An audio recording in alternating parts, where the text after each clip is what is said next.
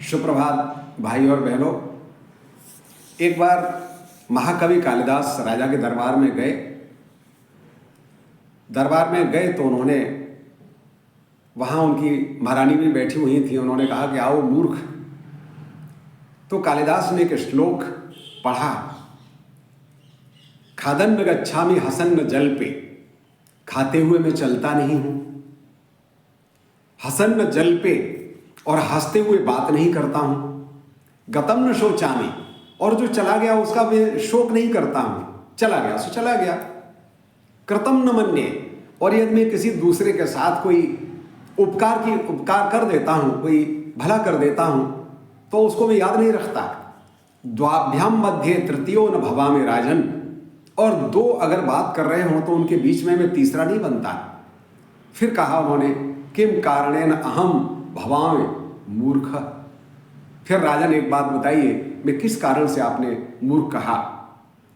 अस्तु, उन्होंने कालिदास ने इसमें मूर्खों के 5 लक्षण बताए और बड़ी व्यावहारिक बातें हैं। खादन्न गच्छामि, हमें चलते हुए नहीं खाना चाहिए, यानी जो खाते हुए चलता है वो मूर्ख कहा उन्होंने। हसन्न जल पे, और बात करते हुए हंसता है, हंसते हुए बात करता है, वो भी मूर्ख कहा। गतम न शोचामि, और फिर कहा जो गए हुए का शोक ही मनाता रहता है, आगे बढ़ने का काम ही नहीं करता है, नेगेटिव ही बना रहता है, उसी शोक में डूबा रहता है, वो भी मूर्ख है। कृतम न मन्ये, और यदि कोई व्यक्ति किसी दूसरे के साथ कोई हित का काम कर देता है तो उसे याद रखता है। कई बार ऐसा होता है कि किसी व्यक्ति की मदद ले ली और वो व्यक्ति इतना याद रखता है कि कहीं भी मिलेगा तो वही अपेक्षा करेगा कि आप उसके चरण स्पर्श करें या उसे प्रणाम करें, और जाने कितने तरह का एहसान दिखाता है, वो भी मूर्ख है।